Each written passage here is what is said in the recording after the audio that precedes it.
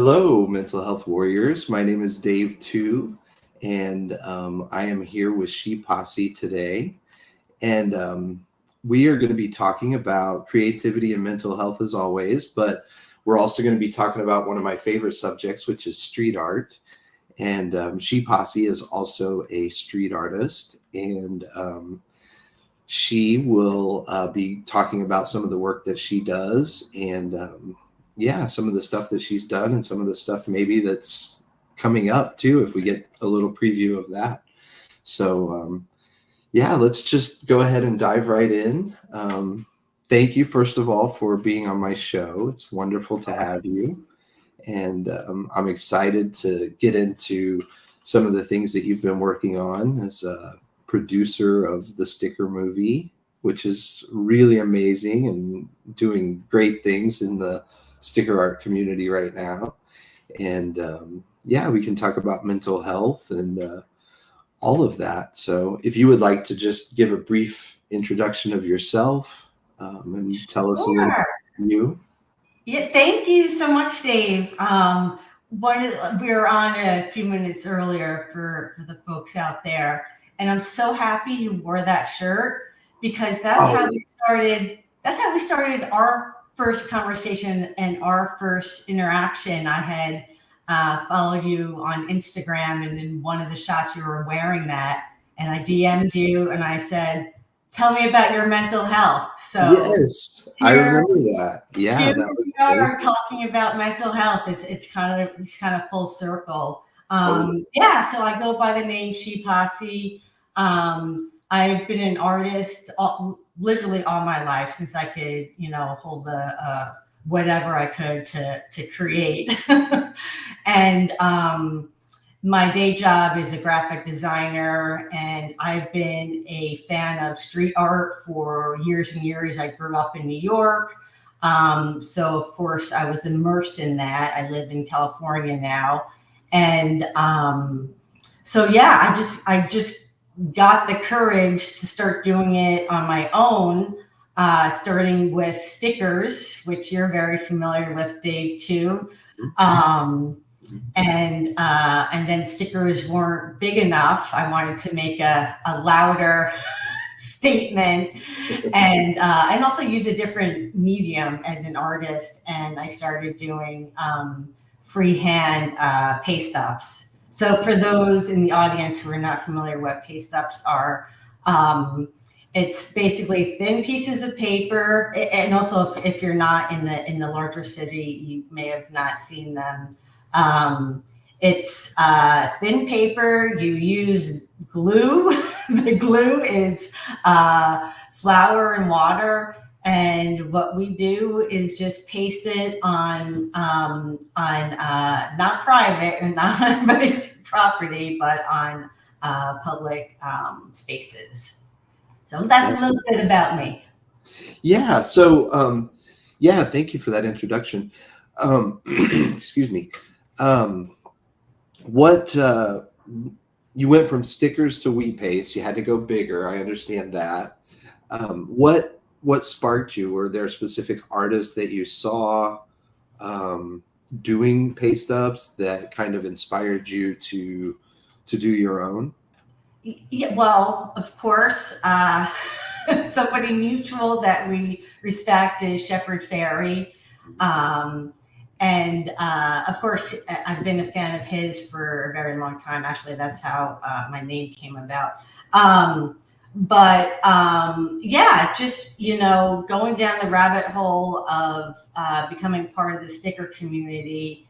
And for those who don't know about sticker community, um, it's a kind of underground. Well, first, let me start with, you've probably all seen stickers on the back of signs. If you live in bigger cities, that's kind of something that you often see. So, Sticker Movie is, and that I am co-producer of Sticker Movie. So, Sticker Movie delves into the story of the people behind the stickers. Um, but to answer your question, who's inspired me is by getting into the community of fellow artists who are sticker artists. scrolling through Instagram, I just started to notice other artists who kind of went bigger. And also, I want to add that since we're talking about mental health today, is it's a pretty close knit community, and even though it's online, mostly online, I'm meeting these people. They become personal relationships. It sounds really odd, really quickly, because you get to know people through their art, and the dialogues I've had in DMs have gotten pretty personal, and I felt comfortable. And you're a perfect example. We'll start there with opening up about my own mental health, and finding a community within the community of sticker artists and street artists, and that's something I don't talk about openly. And maybe it is the anonymity of Instagram, and going by, not my birth given name, that allows for that vulnerability a little bit more. And so, being part of that community, I've found other people who are living with diagnoses, like bipolar, ADHD, anxiety disorder, and people who are clean and sober. So I have pockets of those in my special brain. Nice. But yeah, that was that kind of went down a tangent there. No, that's fine. This goes wherever we go. That's fine.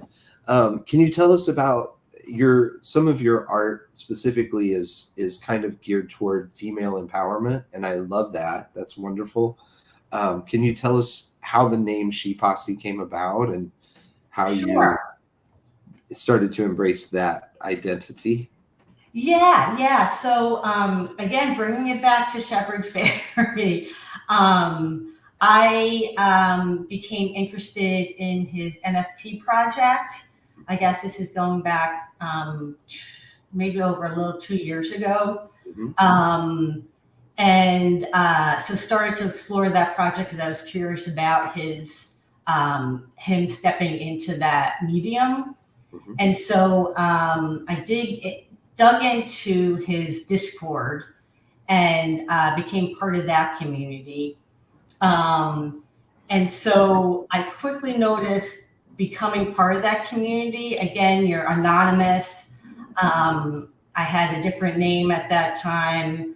And so I was constantly, commenting, having dialogues with people within that platform. I was constantly was referred to as like dude, bro, he, him. And I had to correct people in the community. No, I'm actually a woman. This is my pronoun. And, I knew just from the real life that there's plenty of women out there who are street artists, who appreciate street art and craft. So the name developed on Shepherd's Discord, because it's happened over and over again of like, no, I'm a she, I'm a she, I'm a she. I just like had this rallying cry, like, where's my ShePosse at? I know you're here. Right. And people would pop up like, I'm here, I'm here, I'm here. And so it became, that's how it was birthed, I like to say.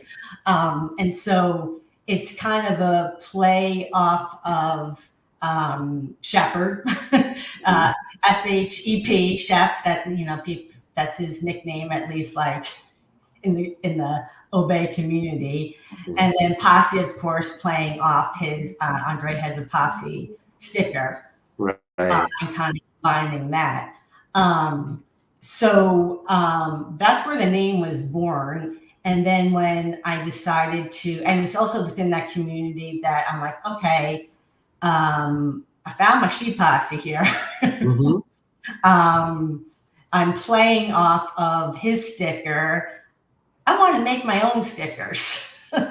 That's so funny you say that because that's exactly how I got inspired. Mm, I was in, I don't, you probably know some of the story, but I'll share it mm. for the people that Yeah, please do. don't know.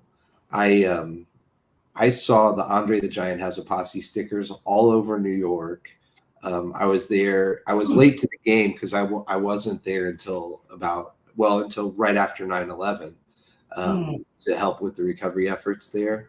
And mm. there was so much going on in the city at that time. I mean, there always is, right? But so much emotion being poured out, and just so many people like experiencing the loss of their loved ones many times, or their homes, so many things.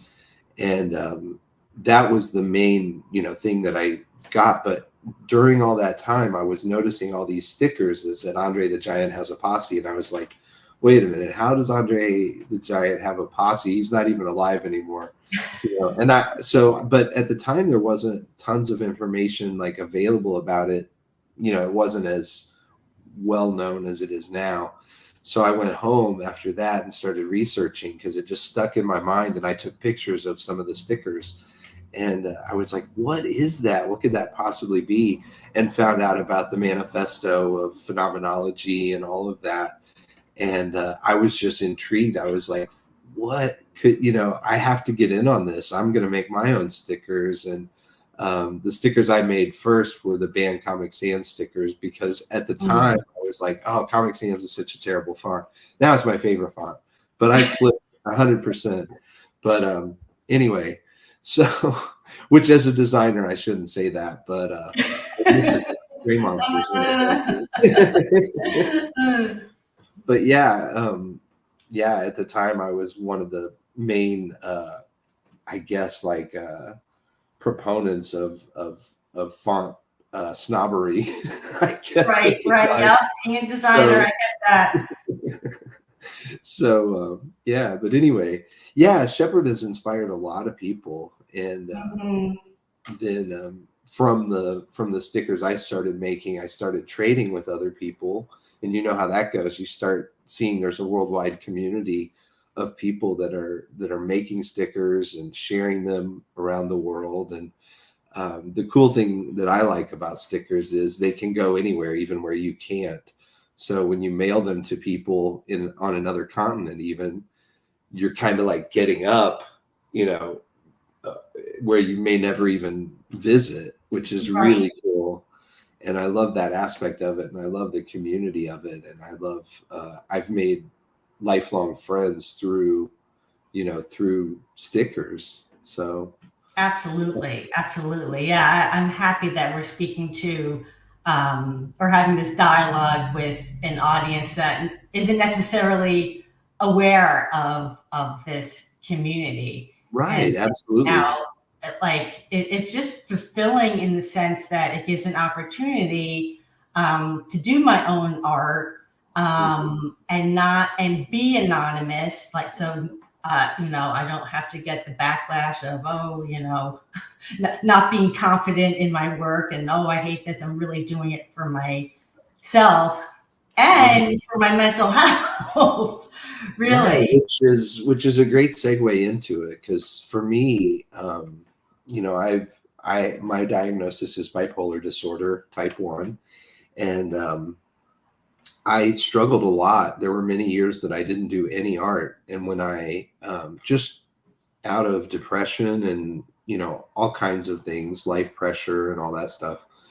But once I started realizing how simple it is to just make a sticker, getting a priority mail label from the post office and drawing, like I'll sit and draw. I haven't done it in a little while, but because I've been working on other projects. But when I sit and just draw Dave 2 over and over again on priority mail labels, it's cathartic, and it's like this zen place that I go where there's nothing else but me and the sticker, and it just like it's relaxing to me. I don't know if you've experienced that sort of. Absolutely, absolutely. Um, yeah, it's between stickers and paste ups, and now I'm working on canvases. Going back to my roots there, it's cathartic because in that moment I'm just unlike my day job as a graphic designer, I'm very, there's always a strategy, there's a goal. It's for monetary reasons. Mhm. But when I get into my own art, really it's just me in the moment playing with color, which for some reason really soothes me. And just building a curiosity in that moment. Yes. I've been working on canvases, like, well, also, I want to tell the audience that this is something that we had also bonded on when I first asked you about your mental health after seeing that shirt. That's when you had told me, oh, I have bipolar 1, and we got into a dialogue about that. And by you bringing that up, I felt comfortable saying, oh, I have bipolar 2. And we started really going, chit chatting really quickly about that. Yeah. Because I don't talk about that openly because of the stigma. Hmm. Um, Hmm. it's refreshing to have somebody to have that dialogue with, and Yes.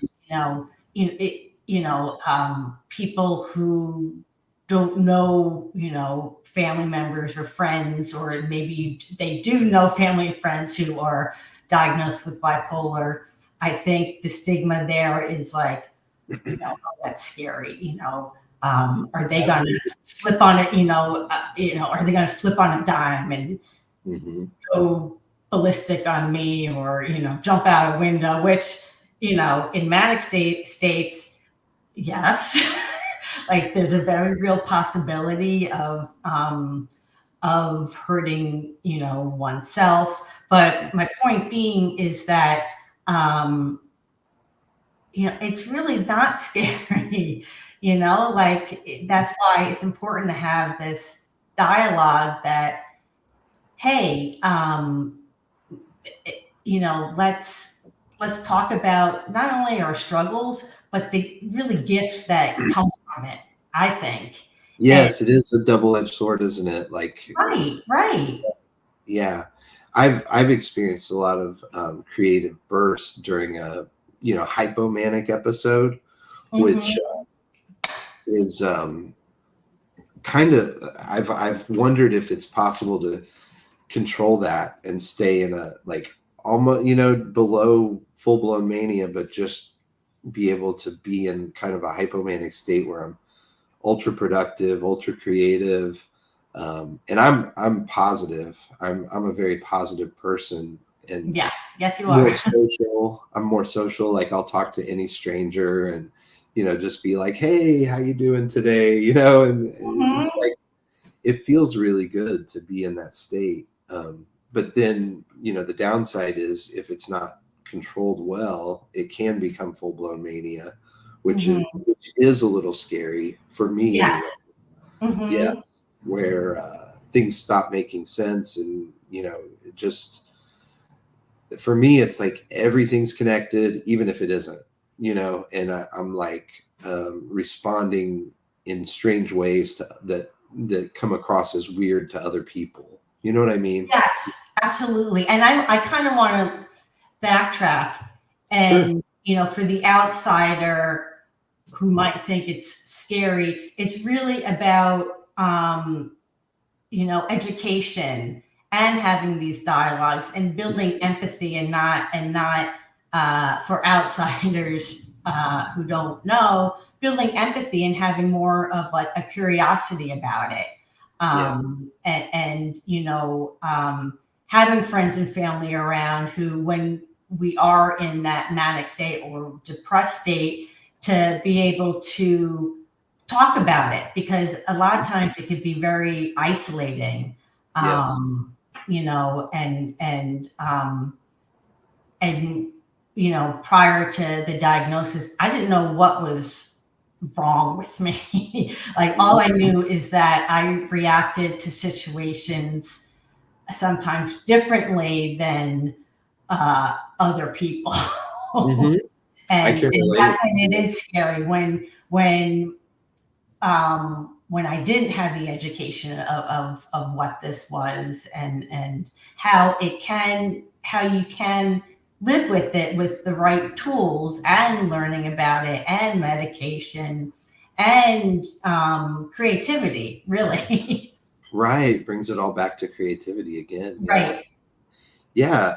We have to be creative to sort of deal with our diagnoses sometimes and how to Mhm. manage them, So yeah, that makes perfect sense. Yeah. Can we talk just a little bit about the sticker movie? Because Yeah. Oh, that's I would love very to. exciting project. And I think you reached out and told me you guys were making it, or maybe Will did. I don't remember for Yeah, sure. yeah. I hopped on board a little later, but yes, Yeah, continue. that's right. That's right. So Will reached out and then you jumped on. But yeah, I was super excited about it because, as you mentioned before, it's kind of still an underground kind of scene where people know about graffiti because it's been around so long, but stickers emerged more recently relative to graffiti art. And even though they're connected, they're definitely distinct. Some people say street art now and lump all of graffiti and all of street art Yes. into one category, which isn't necessarily the case because especially graffiti artists will be like, oh, street art is, not as cool as graffiti or whatever, it's not as Mhm. accepted in the graffiti community as maybe the other way around, where more street artists are kind of like have a certain amount of respect for what came before, if that makes sense. Oh, And yeah. It makes all the sense in the world yeah. to me. So, so anyway, so the sticker movie, you jumped on board, became a co-producer, and how you guys have done some showings in different Yeah. cities, which is amazing. I think was it Portland and New York so far Yeah. that you Yeah. guys So have I done just some want to shows? give a shout out to our writer, Sharice Smith, Mhm. and our director, Will Deloney, and our other producer, associate editor, Tori. Because we are a small and mighty team Mhm. who had zero funding from the start.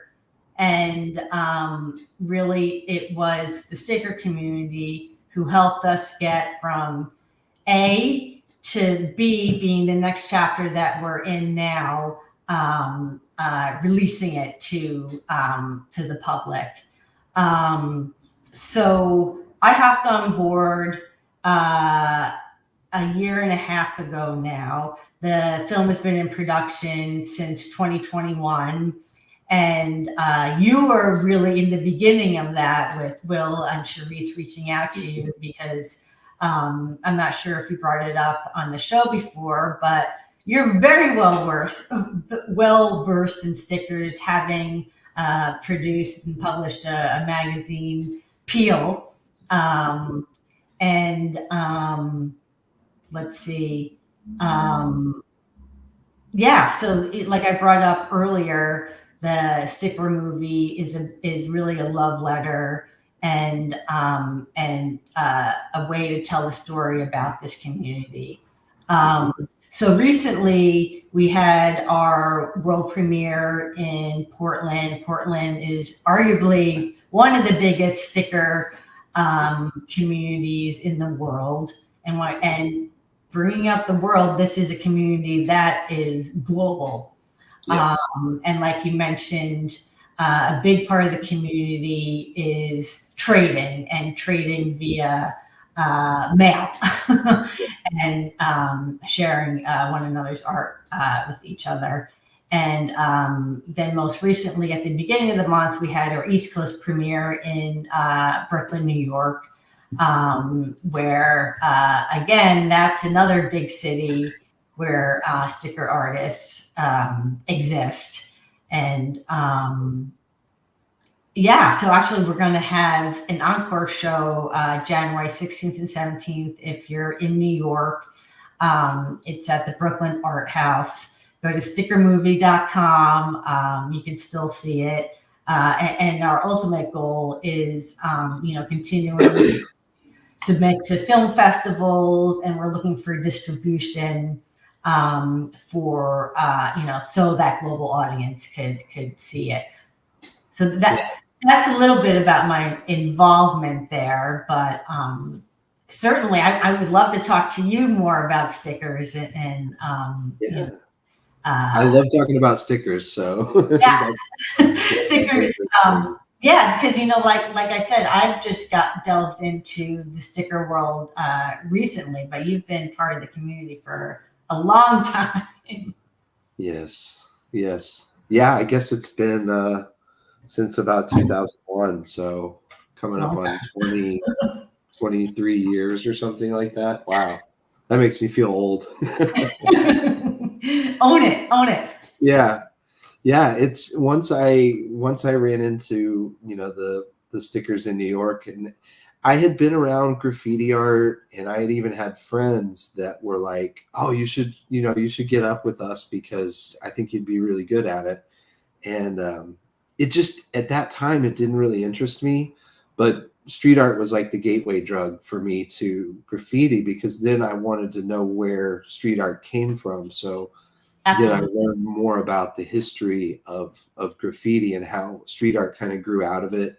I got on a quest for a while, and I failed to try to learn who was basically the first person to start using, like "Hello, my name is" labels or whatever on the street. And I started down that rabbit hole, and I started finding out that it may have been as early as the late 70s even, or early 80s, that someone who was tagging their name decided, hey, I should put this on a sticker, and then I can slap it up even quicker than doing a tag, Right.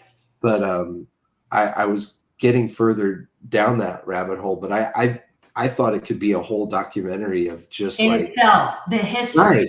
Absolutely.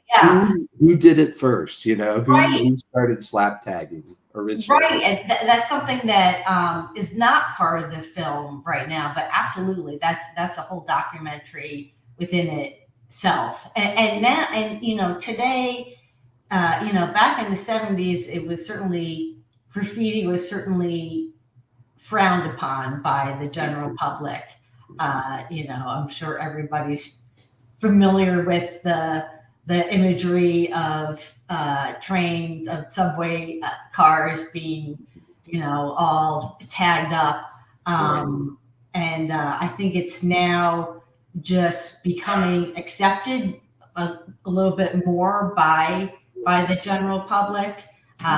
You've probably seen it all over, even national news now, the graph towers in LA. Yes, that's amazing. Yes, I love those. Yeah, it made me think a little bit of 5 Points. Stacked pieces and all of that. Right. And when I first saw it, I didn't realize how big the building was, and I was like, yes. "Oh, it looks like a new 5 Points kind of thing." But then I saw they were huge, like many, many stories, and just big towers. Yeah. It grew over a few days. I'm actually going to go out to LA for the show at Shepherd's Gallery, which it's all women artists. That's awesome. Gallery show. Awesome. Yeah. At Subliminal Projects. Pardon? At Subliminal Projects. Yes. Yeah. So of course, ShePosse. I'm very, very interested. in that. And so I live in San Diego. So when I go out there next weekend, I'm hoping that the graph towers still exist, and the city is not jumping on it too soon. Right. Yeah. That's great. I'm working on some murals for the NBA All-Star game that's here in Indy. Right. And there's maybe there's 16 artists, and there's only a few ladies in the mix. And Yeah. it's so sad because like one of the pieces is by an artist named Coda, and Mm-hmm. she's just a young lady. I can't imagine she's much over like 23 or 24, but Mm-hmm. she's better than a lot of these guys that have been doing it for 20 years, you know. Mm-hmm. Mm-hmm. Just amazing, like her style and her colors and her flow with her like letters and everything, both like straight letters and more stylistic letters. It's Mm-hmm. just amazing. And I love seeing that though, just because I when I see something like that, I want to see more of the young ladies coming up, getting inspired and getting involved and being a part of the community, because it's still very slanted towards male artists. Absolutely. Even within the sticker community, that's something that that wasn't addressed in the film either. That within the sticker community, it's very male dominated, Mhm. and so actually, I'm working on a project now um, where I did a open call for fellow female street artists and sticker artists. I'm going to make a ginormous tag sticker with all names of female artists, and it's I don't know how I'm going to fit all these names on it, because now we're up to 400 names, and that's just from my 400? That's awesome. that's just from my little wimpy Instagram, and Mhm. people sharing it. There's certainly thousands and thousands of female street artists around the globe that are, that need to be recognized. And now that I'm, um, 2 years into ShePosse, and just getting comfortable and knowing the sticker community, and kind of getting my style. I'm really honing into what that means to me, and elevating female street artists, and giving us a collective voice to pretty much say, hey, we're here. Yeah. ShePosse is here, and we deserve the same respect and the same notoriety from our male counterparts. Absolutely. And How so, did you go ahead? oh no, so like I said, I'm really stoked about the show next week at Subliminal Projects Shepherd's Gallery in LA. But I had recently been asked to. So next month, just shout out, next month March is Women's Empowerment Month, and so I got randomly, again Instagram. I got asked to be in an all-female show, gallery show in New York, which, unbeknownst to me, I was shocked. I'm like, oh, so I had a Walls and Halls Gallery in Queens, New York. Shout out to them.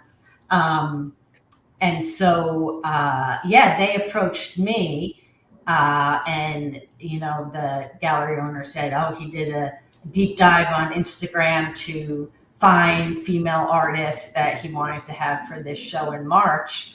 And I'm like, I'm all on board, and told them about what ShePosse's mission is, to amplify other women street artists' voices. And yeah, I'm super excited about that. And there's some pretty big names in the show. Lady Pink, who is one of A the legend. street artists Yeah. born out of New York, and Two-Fi.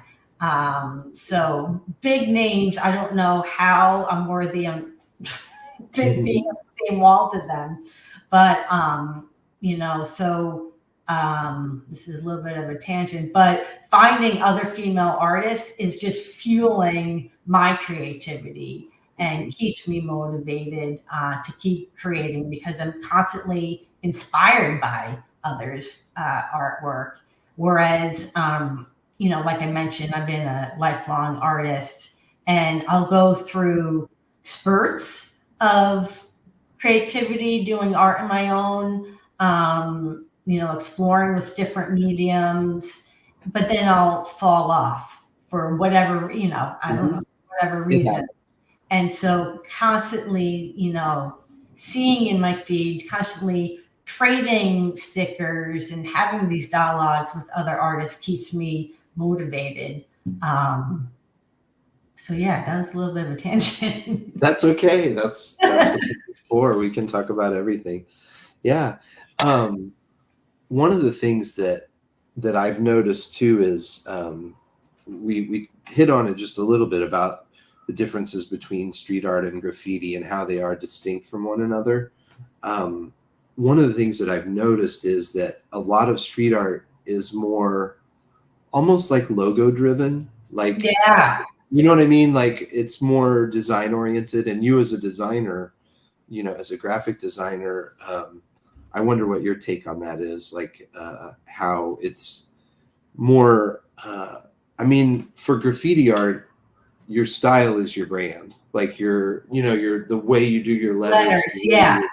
and it's more done for the graffiti community specifically. But the thing that, for good or bad, that I think is cool about street art, it's more accessible to the average viewer that may not understand graffiti letters and styles. And I've heard many people look at a more of a wild style kind of piece and say, I can't even read that. What does that say? But yet with matter. Right. It doesn't matter. It's about the style. It's for Right. what it's for. But and it may be part of the reason that, some graffiti artists are like, oh, that's not real.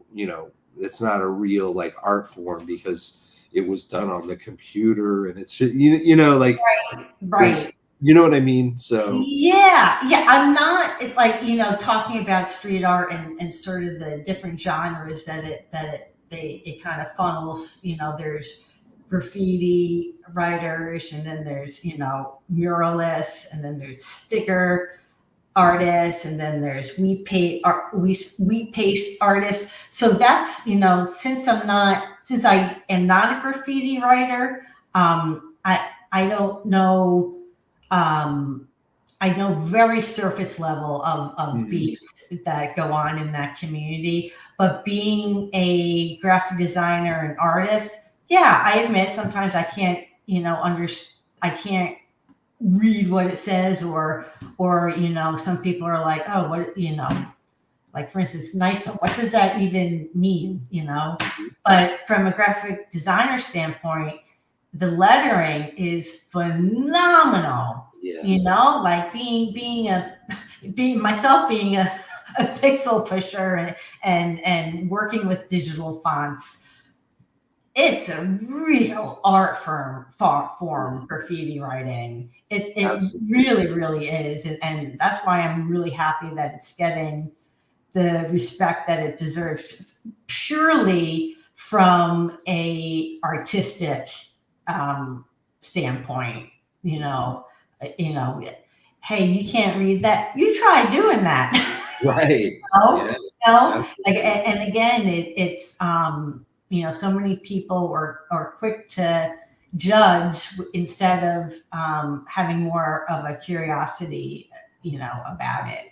Whether you like it or not, like, maybe educate yourself a little bit about it. Like, there's a reason why craft writers exist and why they want to get their name out there. So yeah. Yeah, absolutely. And I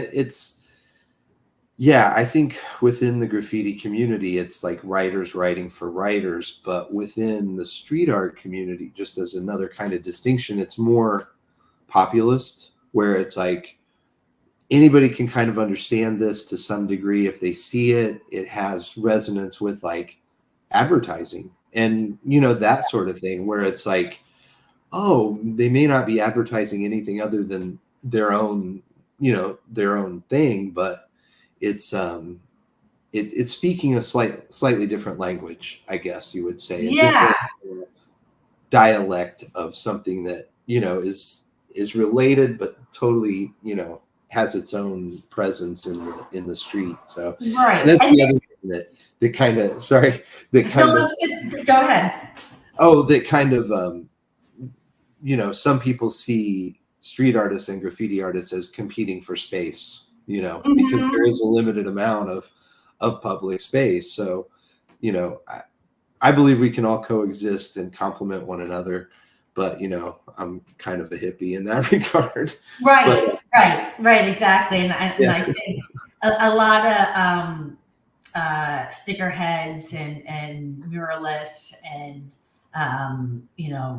we paste artists are more on that like peace and love side. Not saying that graph writers aren't, but there's definitely more of a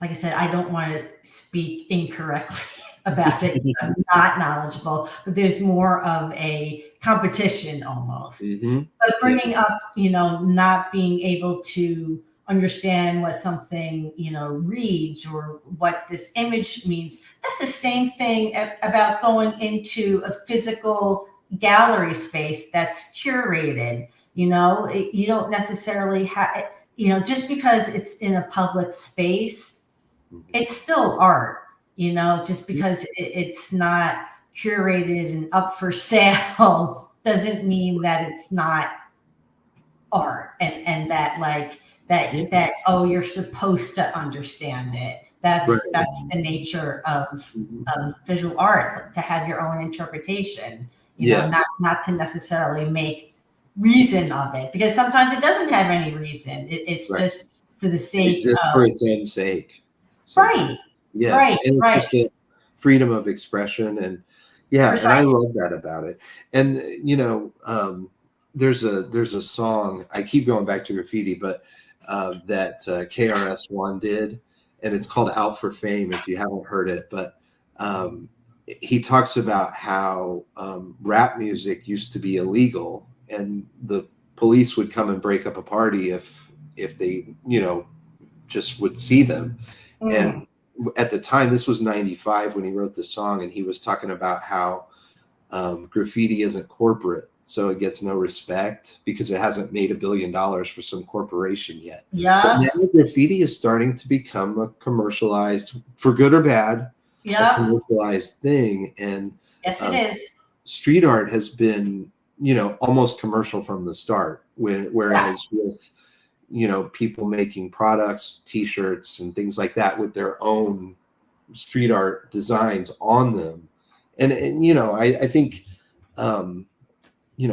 there's something there with the correlation in capitalism. If it's making money, it's valid, but if it's not making money, it doesn't exist, or it shouldn't exist within our capitalist society. You know what I mean? Yeah. I mean that we talked about it in Sticker Movie, that it's really the most democratic art form there is. Mm-hmm. Anybody could do it.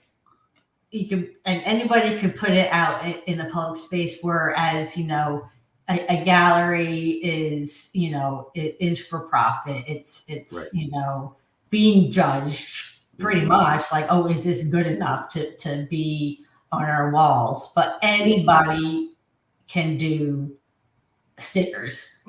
And that's what I love about it. That's what some people are like, oh, well, anybody can make a sticker. That's not valid. But that is valid to me, because it's like, come on, everybody get in. I don't care if you're a doctor or a lawyer or whatever. You can make stickers too.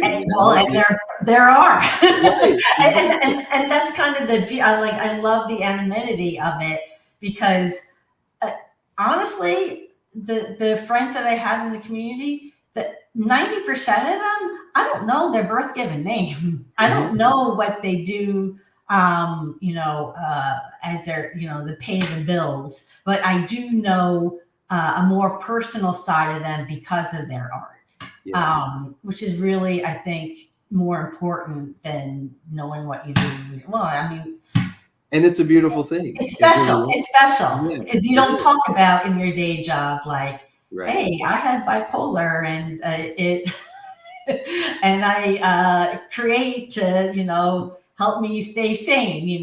Those are dialogues that are so important to just being human and being able to connect on a human level.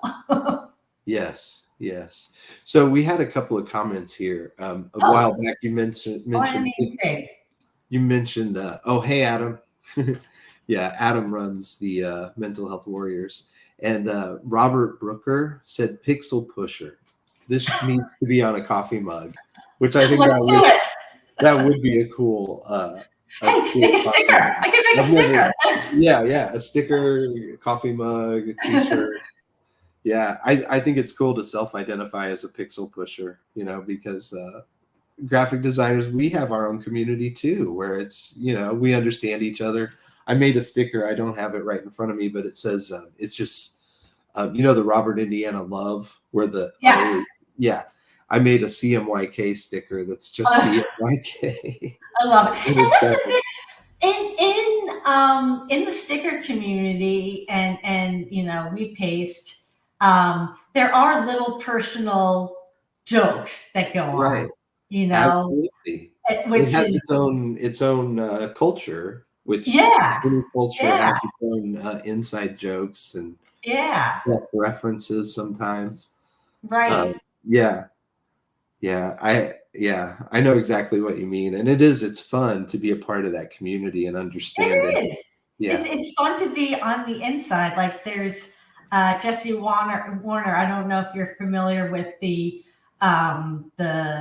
Spaghetti Girl sticker. If you're in New I York, haven't seen that one it's yet. everywhere. Oh, I just did a collab with him actually, a bootleg of the Andre sticker. But he's starting a thing, Spaghetti Mafia, and it's like if you know, you know, and really there's nothing to know because it's just it's just silly, Right, right. Well, that's how the Andre the Giant Has a Posse started out, was just kind Right. of an inside joke What that does was it mean? all of its own self. Yeah, just and I mean, I know there was skate culture that everybody seemed to have a posse back then, and it was sort of a comment on that back in Right, right. 80s, 89, I think was the inception of that. But Yes. yeah, so Yeah, yeah, and it's really, fun. part of the Obey Manifesto is just being aware of your surroundings, Mhm, mhm. and does it really have to have meaning? Well, you look at your surroundings differently if you are a sticker or street artist, because you see a spot and you're like, oh, I gotta put a sticker there, Right. because it's like the It perfect really spot. is eh, Yeah, interesting. right. Yeah, that's great. We have another comment here too from Believe in Yourself. It says, a friend of mine has partnered with a gallery. He handles the live streaming, the interactive visual tours. Well, thank you, Believe in Yourself. That's cool. Is it? I don't know if you're still on, but I wonder if it has to do with graffiti or street art. I'm curious, but Yeah, yeah. I'm not honestly. comment from Believe in I'm Yourself. not sure. Anyone who's partnered with together, he handles the live streaming of the interactive virtual tours. I wonder, like in a metaverse world. Uh huh. Oh, okay. It says this friend is also an artist. He painted artwork for KRS-One's albums way back in the day. He used to work in advertising, and it's a specific gallery or for Latino artists, which is very cool. That's Yeah. awesome. Oh, I definitely want to know more about that. Yeah. Something else I want to bring up about sticker art and we paste is that again the anonymity, but people that aren't normally, like I've met people that aren't normally in my circle, like learning about other communities, other nationalities and backgrounds and so I think that's a beautiful thing too, like It is. It getting out of definitely. my It's very bubble. diverse because Right. this, Thank you don't feel like you have to be, a certain level of whatever, like, or anything, you don't have to have gone to art school, for example, and Right. all of that to make stickers. And Right. Right. yeah, it's just it's an open door kind of community, and Right. I love that about it, that it invites people from every walk of life and ethnic Right. background, and how worldwide it is too, because Exactly. Yeah, like I artists said, on every continent. learning about different cultures, like I went to Italy over the summer, and I because of stickers, I met up with another artist, Stel Confuse, um, and he gave me an inside look into Italy, and so that's when I said learning about different cultures, being global, and being from all sorts of backgrounds, and doesn't matter how big your paycheck is, Right. it's really a beautiful thing. Yes, and I would say to anybody that wants to have friends all over the world, one of the quickest ways to do that is make stickers and start trading, because Yes. you will find people all over the world that are interested in stickers. And it's such a cool community that people do go overseas and hang out with people that they met through a sticker trade. Right. Right. So Right. yeah, I don't know. I mean, the art world has, the fine art world has a worldwide community, obviously, too, but it's more elite in a certain sense, that if Yeah. your art isn't a certain level, you're not invited to come to another country to show your art, Yes. or Yes. even if you're in just about any profession, unless you're at a certain level, you're not expected to Yeah. come somewhere else to do your thing, Right. You're in a bubble, Right, where right. this Nice. opens it up to literally the world, Yeah, and learning about different people, and whatnot. So yeah, I just love it. yeah. Me too. It's wonderful. I end up getting requests a lot for people that want stickers, like made for their own thing, because I know about stickers and I know all the printers, and I know, what I mean. I know where you can get a specific type of sticker in a certain quantity and Right. what you're looking for. So people are like, well, my Instagram handle is Dave Makes Stickers, so people probably find me, Gravitate searching towards stickers, of course. that. But uh, Mhm. yeah, so I get hit up a lot, and I love that though, because it's someone else making a sticker, and it doesn't Right. matter if it's a street sticker or if it's just going to go on laptops or whatever. Right. Yeah, my laptop, my water I love, bottle, right. everything. I love all the love that's possible. So yeah, so we're getting near the end. We have about seven Oh my minutes left goodness. for the Wow, show. that I went really know, fast. I know, doesn't it? It's amazing how quick, especially when you're talking about stickers and street. Right, right. But is there anything you'd like to share with anyone out there that may be struggling with their mental health, in terms of like how creativity might be an outlet or a source of Yeah. relief? Well, I just want to tell a quick story that I think will answer that. At the New York screening, which happened at the beginning of January, there was a mother there that brought her son, who's really into the community, and he's been, embraced by many of the men of the community. He's 9 years old, and so, of course, I was interested in him being so young, getting into it. But so after that, I had reached out on Instagram, and his mom, handles his, or, monitors his Instagram, Hmm. because he's younger. And so I knew at first I thought I was talking to his father. Then I learned I was talking to his mother. And so I started asking about her. Hmm. And she said, thank you so much for asking about me.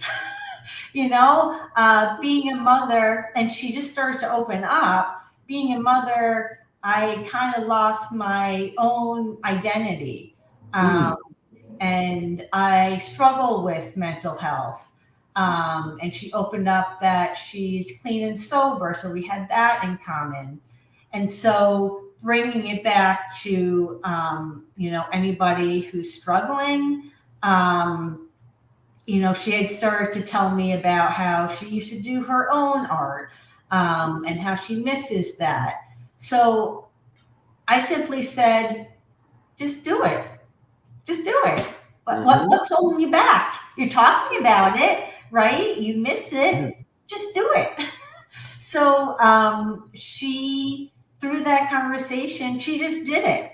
And Hmm. she's already said that, like, A, thank you for the encouragement, but B, gosh, it feels so good to do this again. Gosh, I feel good, mentally. It's so helpful just to get these thoughts that I shared with you out.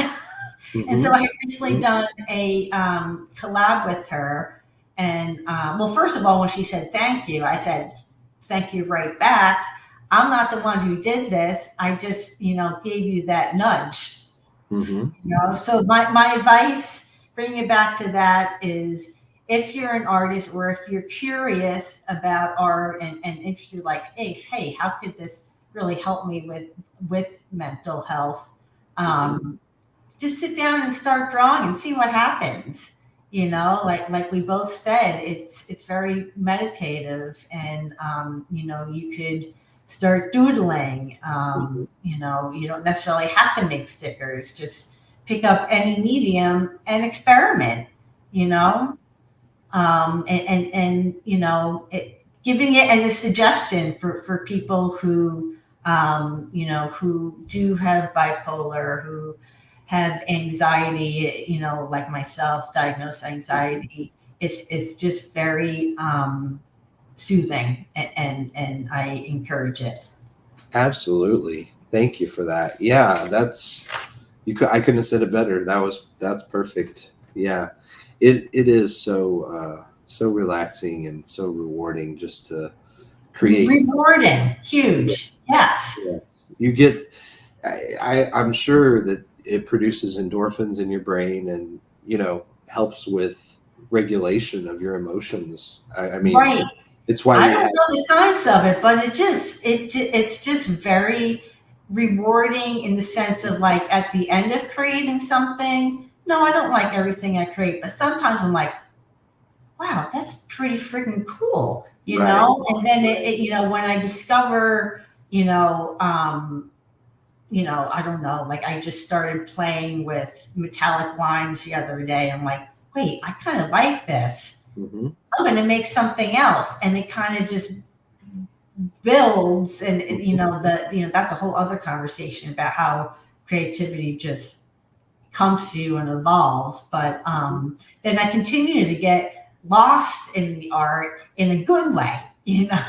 where I'm not Yeah. thinking about, like, walking the dog and Hmm.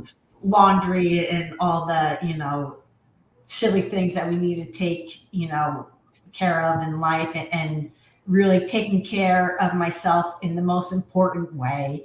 The Yeah. best gift is to be at peace with myself. And that's Yes. that's the way It, that I find it. it is self-care, I think. Yes.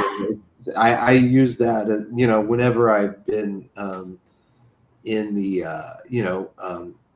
outpatient or even inpatient, they always Mhm. ask what's my safety plan, self-care routine, all of these things.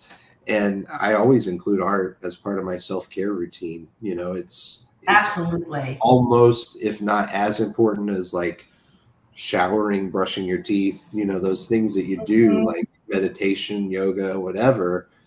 I put it right up there with all of those things as being Right.